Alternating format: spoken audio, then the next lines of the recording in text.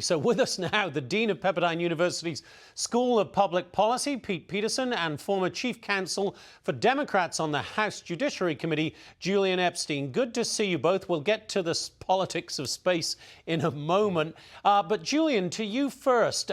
Democrats are split on, obviously, what happened today over the budget.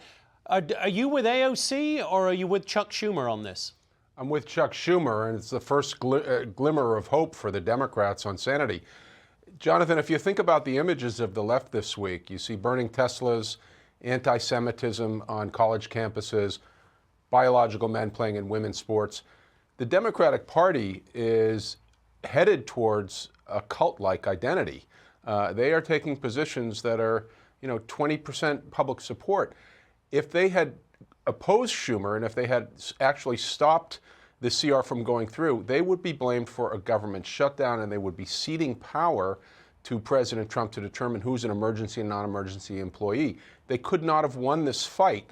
And this is the first time you've seen a leader stand up to sort of the Democratic caucus and the flying monkeys of the left and actually vote in favor of sanity.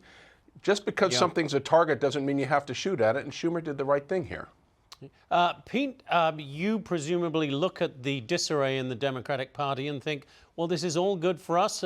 President Trump, it's a big win for President Trump in both senses. He got the bill through that he wanted to see go through and split the Democrats even more than they have been. Yeah, it was that great political theorist and statesman, the Senator John Fetterman, who actually said today, and I quote, "You don't go Please don't quote it fully."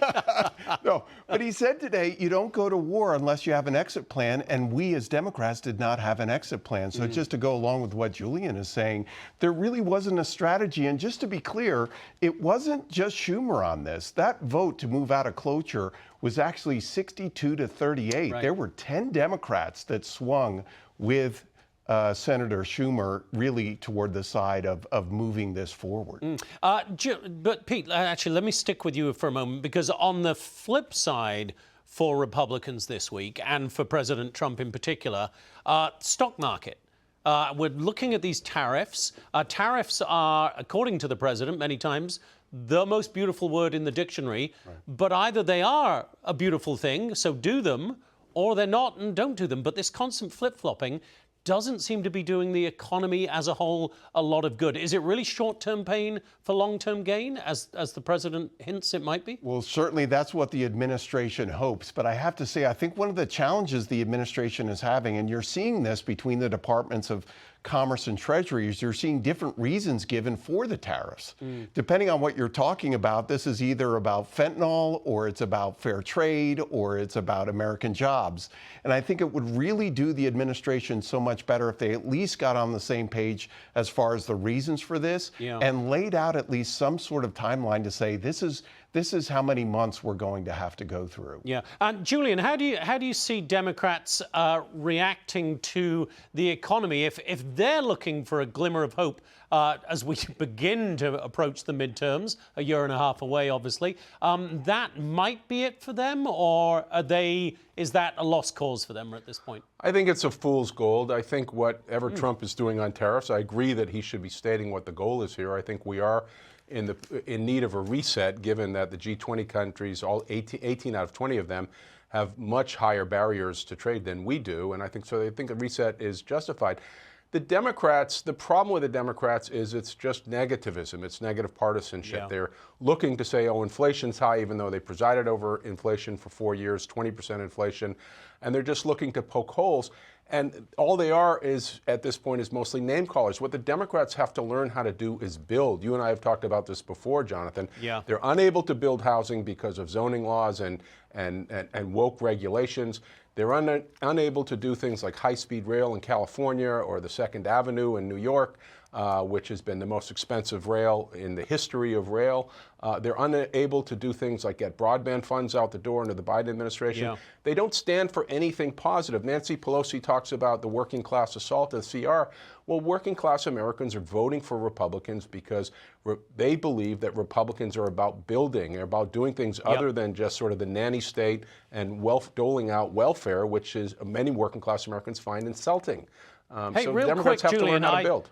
I talked about the politics of space. I've got to get it in quickly because we mentioned it. Elon Musk said he offered to get SpaceX up there to rescue the 2 astronauts a long time ago. He says Biden said, no, we don't want to do it for political reasons. One of the astronauts said, what Elon says is factual, but then in the next sentence said, but I don't really know what happened in any way at all.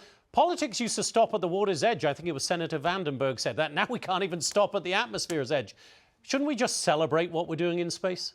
We Julian should celebrate, and we should celebrate that Elon Musk, Democrats should acknowledge this is a guy, to call him a genius is not doing is underestimating Elon Musk. I mean, to think of all the things he's doing at the same time right now, trying to rescue the bankrupt spending and this miraculous thing that we all saw on television today.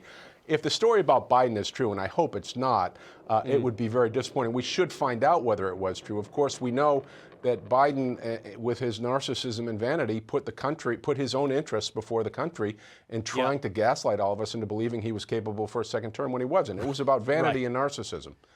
All right, let me go. Pete, space. Space is cool. Can we just be cool with space? I watched the launch today. It was so inspiring. You just saw in one instance a mix of risk, hard work, and a commitment to excellence. And to think the person who started that company is now turned his attention towards making the federal government more efficient and effective. It was a great representation for him. Hard work, excellence, commitment to it, America. Julian, Pete, thank you both so much. Great to see you as always. Click here to subscribe to the Fox News YouTube page to catch our hottest interviews and most compelling analysis. You won't get it anywhere else.